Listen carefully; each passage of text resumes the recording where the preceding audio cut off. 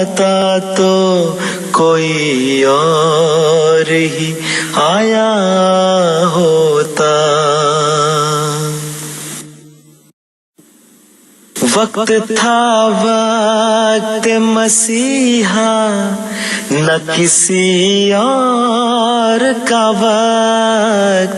وقت تھا وقت مسیحا نہ کسی اور کا وقت. میں نہ آتا تو کوئی اور ہی آیا ہوتا.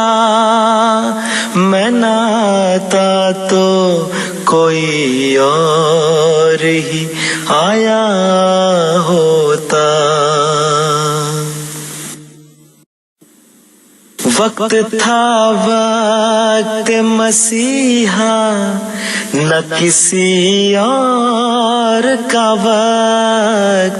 وقت تھا وقت مسیحا نہ کسی اور کا وقت. میں نہ آتا تو کوئی اور ہی آیا ہوتا. میں نہ آتا تو کوئی اور ہی آیا ہوتا. وقت تھا وقت مسیحا نہ کسی اور کا وقت. وقت تھا وقت مسیحا نہ کسی اور کا وقت. میں نہ آتا تو کوئی اور ہی آیا ہوتا. میں نہ آتا تو کوئی اور ہی آیا ہوتا. وقت تھا وقت مسیحا نہ کسی اور کا وقت. وقت تھا وقت مسیحا نہ کسی اور کا وقت. میں نہ آتا تو کوئی اور ہی آیا ہوتا. میں نہ آتا تو کوئی اور ہی آیا ہوتا. وقت تھا وقت مسیحا نہ کسی اور کا وقت. وقت تھا. السلام علیکم ورحمۃ اللہ وبرکاتہ. اعوذ باللہ من الشیطان الرجیم. بسم اللہ الرحمن الرحیم. سیدنا حضرت مسیح موعود علیہ الصلاۃ والسلام فرماتے ہیں روحانی حالتیں. تیسرا حصہ یعنی یہ کہ روحانی حالتیں کیا ہیں. واضح رہے کہ ہم پہلے اسے بیان کر چکے ہیں کہ بموجب ہدایت قرآن شریف کے روحانی حالتوں کا منبع اور سرچشمہ نفس مطمئنہ ہے جو انسان کو بااخلاق ہونے کے مرتبہ سے باخدا ہونے کے مرتبہ تک پہنچاتا ہے. جیسا کہ اللہ جل شانہ فرماتا ہے اعوذ باللہ من الشیطان الرجیم. یا ایتھا النفس المطمئنہ ارجعی الی ربک راضیۃ مرضیہ فادخلی فی عبادی وادخلی جنتی. یعنی اے نفس خدا کے ساتھ آرام یافتہ اپنے رب کی طرف واپس چلا. وہ تجھ سے راضی اور تو اس سے راضی. پس میرے بندوں میں داخل ہو جا اور میری بہشت کے اندر آ جا.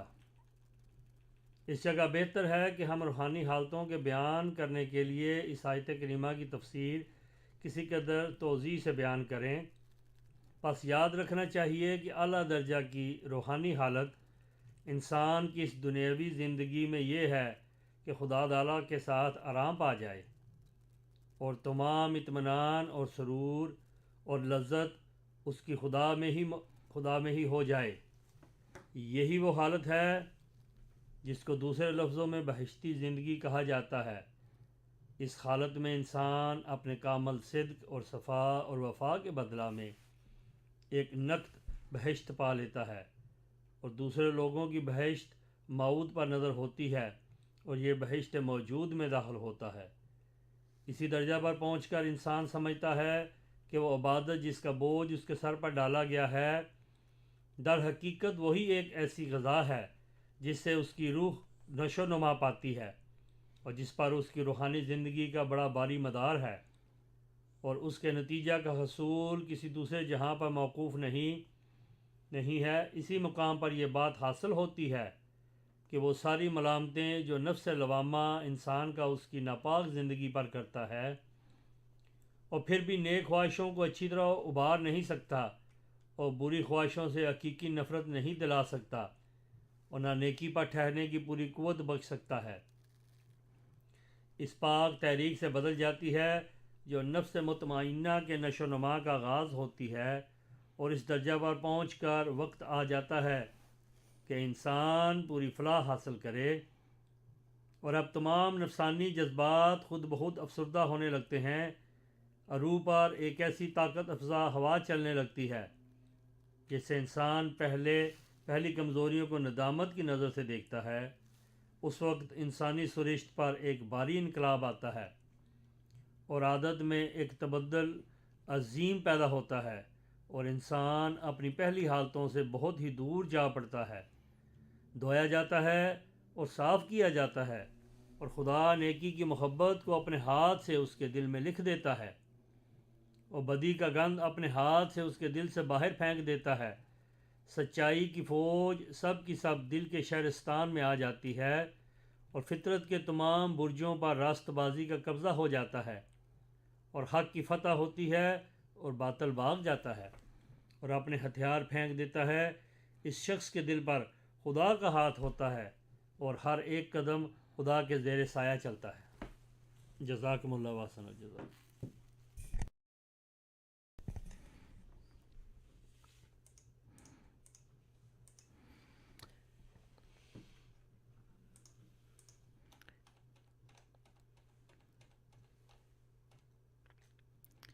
The promised Messiah ﷺ mentions about spiritual conditions.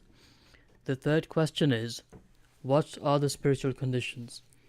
We have already stated that according to the Holy Quran, the fountainhead of spiritual conditions is the soul at rest, which carries a person from the grade of a moral being to the grade of a godly being, as Allah the Glorious has said, Ya ayyatuhan nafsul mutma'inna irja'i ila rabbiki radiyatan mardiya fadkhuli fi ibadi wadkhuli jannati.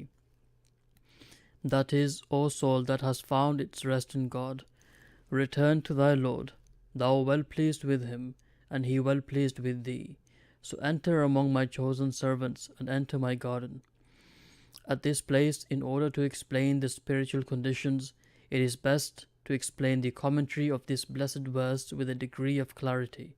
It should be remembered that the highest spiritual condition of a person in this life is that he should find comfort in God, and all his satisfaction and ecstasy and delight should be centered in God.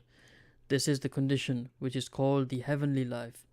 In this condition, a person is bestowed the heavenly life in this very world in return for his perfect sincerity, purity, and faithfulness.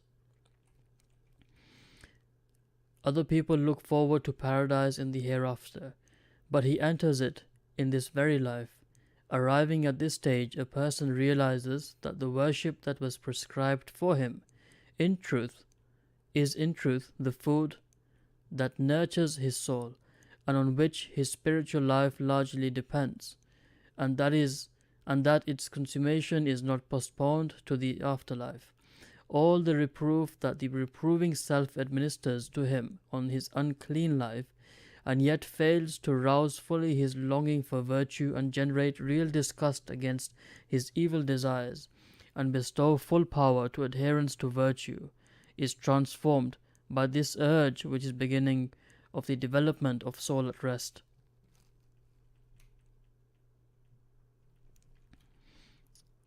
On arriving at this stage, a person becomes capable of achieving complete prosperity. All the passions of self begin to wither, and a strengthening breeze begins to blow upon the soul, so that the person concerned looks upon his previous weaknesses with remorse. At that time, nature and habits experience a complete transformation, and the person is drawn far away from his previous condition. He is washed and cleansed, and God inscribes love of virtue upon his heart and casts out from it the impurity of vice with his own hand. The forces of truth all enter the citadel of his heart, and righteousness occupies all the battlements of his nature, and truth becomes victorious, and falsehood lays down its arms and is put to fight. The hand of God is placed over his heart, and he takes every step under the shade of God. God Almighty has indicated all these in the following verses. Inshallah, we will continue from the verses of the Holy Quran that the promised Messiah alayhi salam mentioned. So inshallah, tomorrow we'll continue the dars as usual at 8 p.m. Assalamu alaikum wa rahmatullahi wa barakatuhu.